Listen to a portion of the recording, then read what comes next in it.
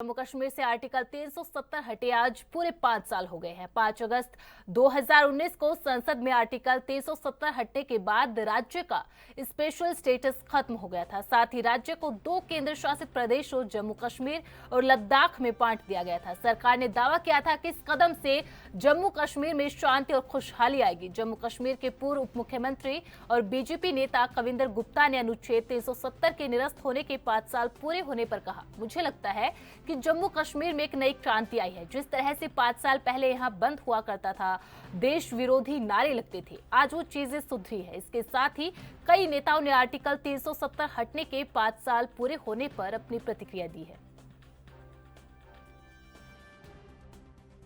देखिए, जम्मू कश्मीर में एक नई क्रांति मुझे लगता है आई है।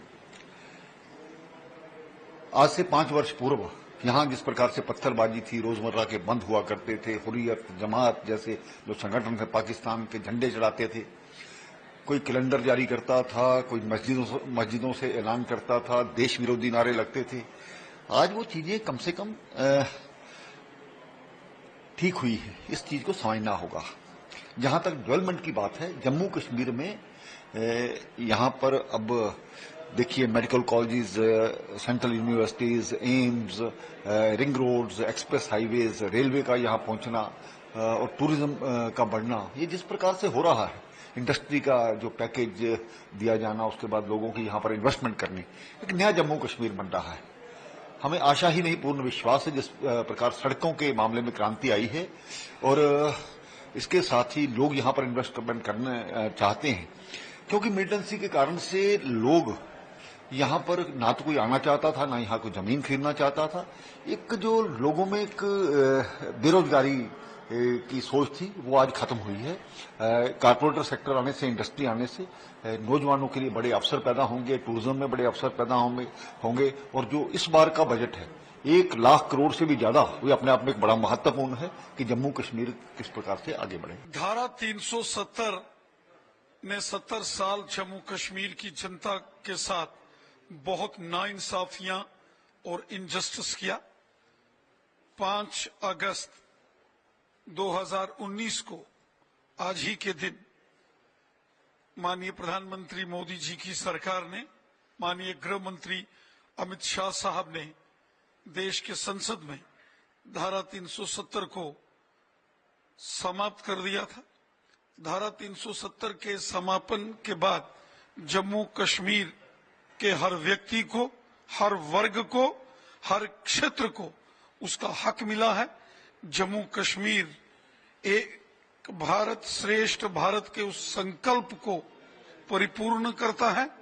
जम्मू कश्मीर की जनता के साथ जो धोखा कांग्रेस, नेशनल कॉन्फ्रेंस और पीडीपी ने किया था और अलग से जम्मू कश्मीर में धारा 370 को जोड़कर अलग व्यवस्थाएं जम्मू कश्मीर में खड़ी की थी, जिन व्यवस्थाओं से जम्मू कश्मीर में अलगाववाद और आतंकवाद को जन्म दिया गया, इस धारा को समाप्त करके केंद्र की नरेंद्र मोदी साहब की सरकार ने, माननीय गृह मंत्री अमित शाह साहब ने राष्ट्र हित में बहुत बड़ा निर्णय लिया था और एक भारत श्रेष्ठ भारत के संकल्प को पूर्ण किया।